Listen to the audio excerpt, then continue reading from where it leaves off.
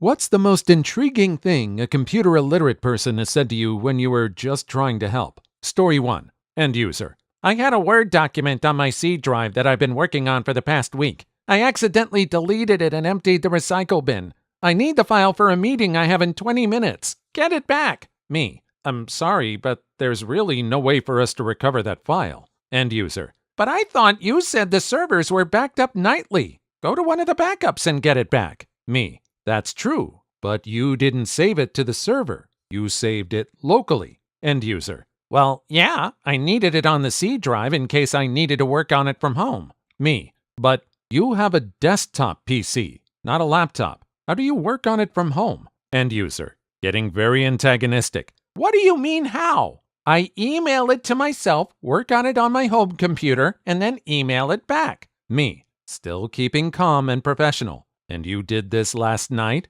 End user makes exasperated noise. Yes! Me. Very happy because I realize that I can help the person after all. Great. Then there should be a copy of the file in your inbox. You can just re-download the attachment you sent yourself last night. End user. You mean I have to do it myself? Fine. God forbid you IT guys actually do anything useful. I don't know why we even paid you. Slams the phone down to hang up. We all get it. Some people never grew up around computers. It can be hard to figure out where files are actually located if you didn't grow up knowing these concepts. But surely common sense should come into play at some point in your life. I'll admit, I don't know a thing about cars, but we use them all the time. It would be very helpful to take a basic maintenance course. Same thing with computers. Take a basic class to understand the basics on computer technology. That way stuff like this doesn't happen again. Story 2. My parents are bad in their own respective ways. Not sure which I prefer helping. Mom knows very little, but will actually do exactly what I tell her to do, which is good,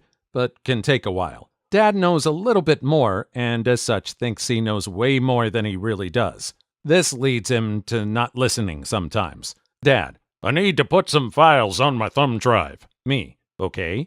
Remember how we did that last time? Dad. No. Me. Okay. What files? Dad. Pictures. Me. Okay.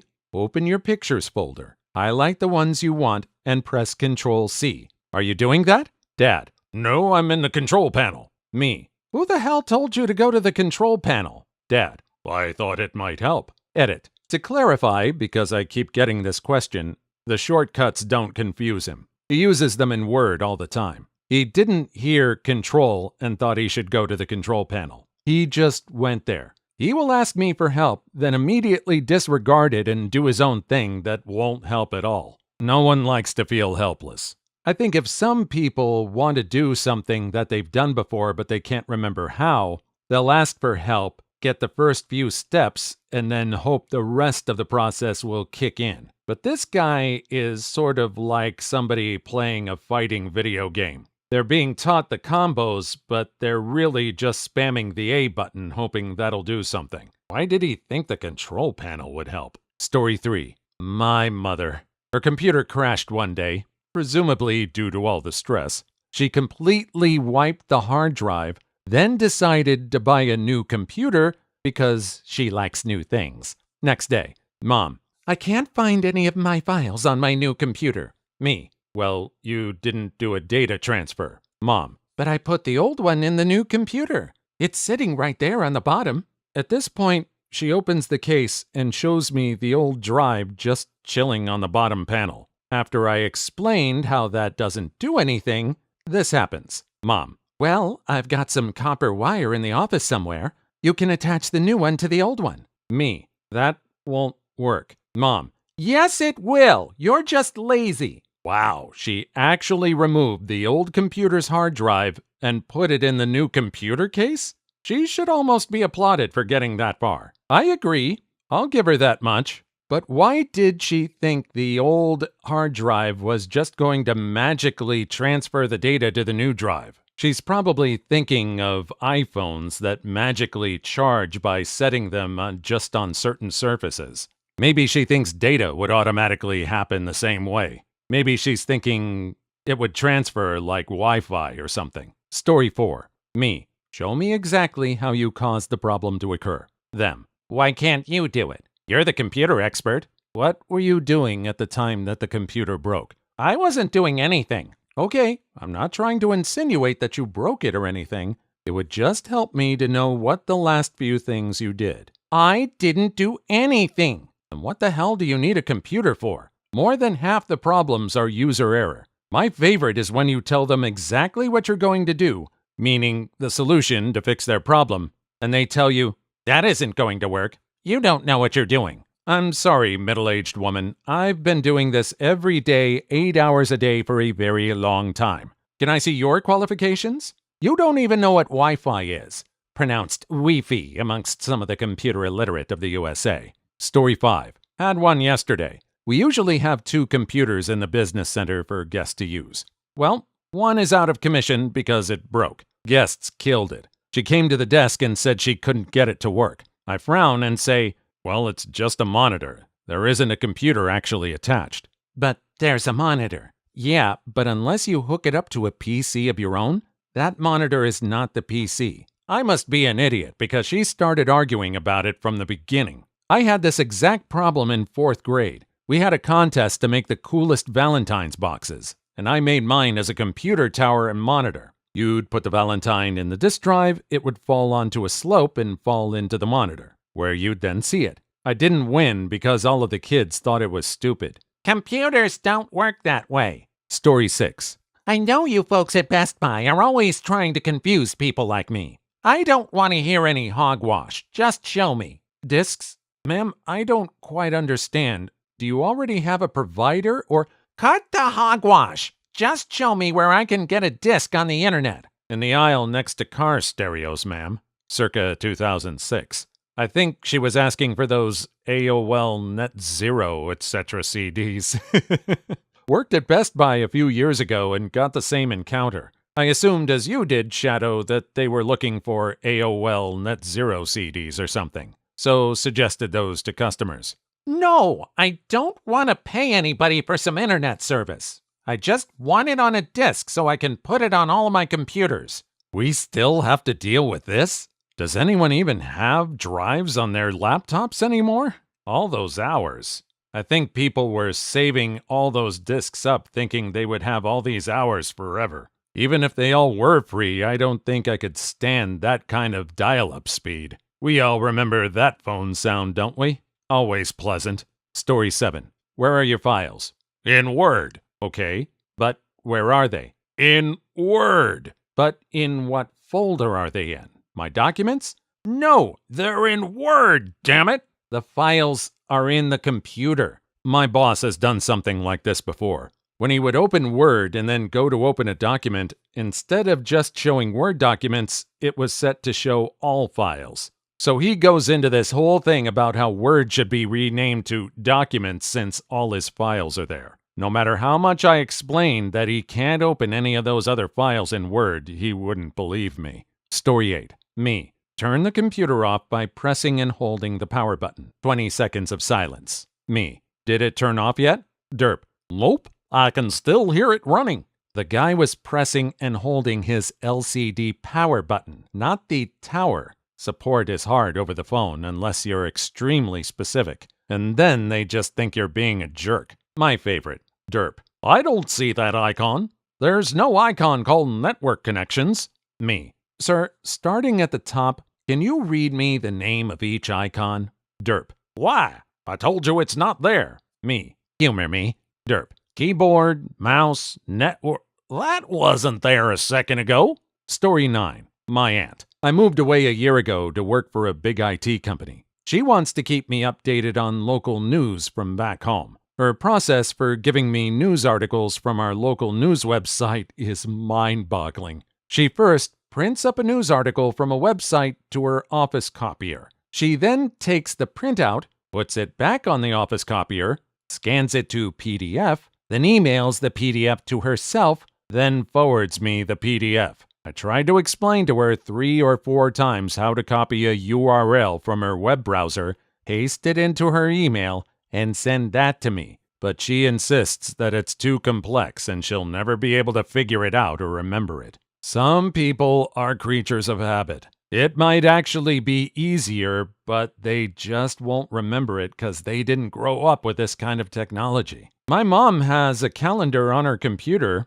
You know what she uses for a calendar? A calendar book. It's always open over the keyboard of her laptop. Funny enough, it's the same size as the laptop. Story 10. My boss calls everything from our website to our printer's database. We do in fact have a document database which we use. So every time she has an issue, I have no freaking idea what she's talking about. I can't connect to the database equals can't print. The database crashed. We were hacked equals computer unplugged. There are similar people at my company that refer to everything as the server. Is the server down? Equals my screen resolution set to 800 by 600. Is the server up? Equals I have somehow erased my hard drive. Could you put it up on the server? Equals why isn't the file magically appearing on my desktop? Story 11. My mom and sister had managed to make my mom's computer so slow with useless hogwash that she went out and bought a new computer. The infuriating thing is that when she went about installing the same stuff on the new computer,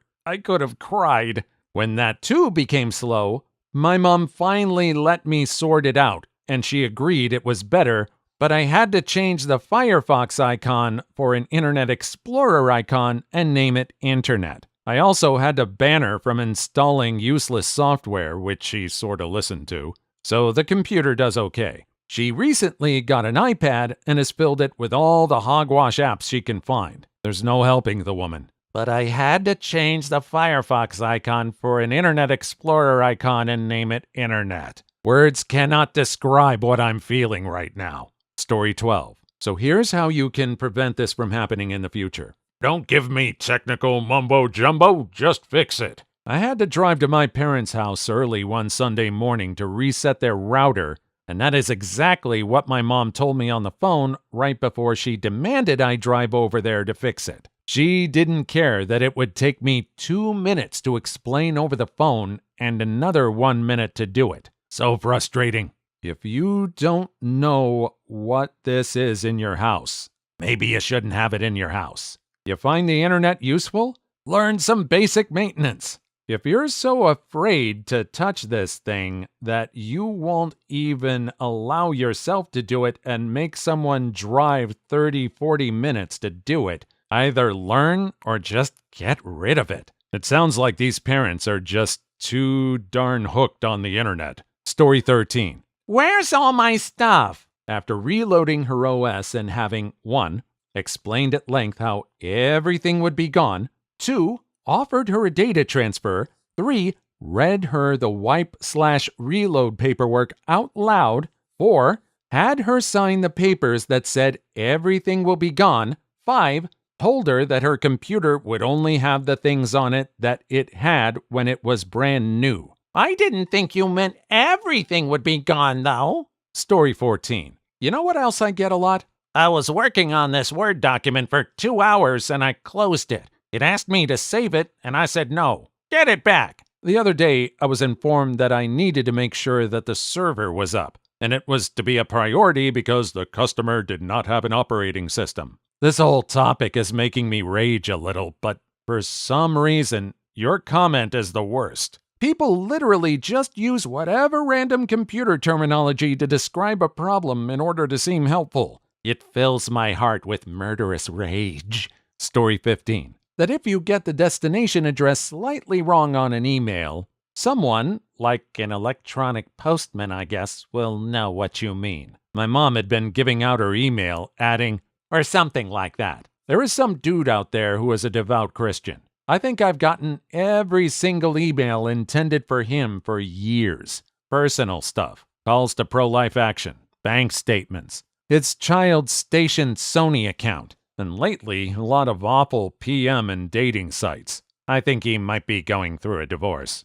Ooh, what does this person do? Do they block this stuff? Has he ever tried to contact this person? I almost think that's a bad idea, because this guy will probably accuse him of stealing his data even though it's this guy's fault for giving out the wrong address. As long as you're not doing anything malicious with his material, I guess it gives you a laugh for the day. Story 16. Blaming an error on you when it happens months later and is completely unrelated to any work you did. Especially if it's a hardware failure when you fixed software problems. Just imagine that with any other technical industry. Have a friend who is an electrician come to your house for free, install an outlet for free, and next year a light bulb in the other side of your house burns out, so you call him up and say it's probably his fault and guilt him into replacing it. That stuff doesn't happen. Story 17. After explaining exactly what the problem is, and then having the completely computer illiterate person saying, "I don't think that's it. That can't possibly be the problem." Usually followed by a broken description of something their brother's cousin's sister's daughter's boyfriend's former roommate, who was also a computer genius beyond your skills, said about Fruity Loops. That has absolutely nothing to do with the issue. Story 18. Ever since you fixed that paper jam, my computer has been running slower. This is why I don't do computer support for family or friends anymore. It's always, ever since you did X, my computer has been running slower. No, mother friender, ever since you downloaded Comet Cursor and Bonzi Buddy, your computer has been running slower. It's computer privilege. It's never the user's fault. Oh no, it couldn't be my fault. I'm a responsible computer user. And all this software looks legit enough. How could this possibly be malicious? Story 19. My mom shouted at me the other day because her camera wasn't connecting to the computer. I spent some time trying to help, at which point it became all my fault, but couldn't find out why it wasn't recognizing it. Then I decided to check the cable. Apparently, UBS cables can fit into the top part of Ethernet ports. Who knew? Story 20. Mom. Some of my keys on the keyboard are sticking. Can you ask your boyfriend to reprogram it for me? Me. No, Mom, that's not how that works. That sounds like a hardware problem. Mom. You're not a computer engineer. Story 21. Doing tech support at an ISP, person said, "My computer won't turn on. Your internet is broken." I asked them to check the back of the computer to see if the plug was in. They replied, "I can't see the back of the computer. It's dark in there." I said, "Well, turn on the light then." Reply, "Well, the power is out." I've heard this one so many times. This was probably true at some point. Now it just feels like it's a joke. It sounds like a joke someone just wrote and it happened to went viral.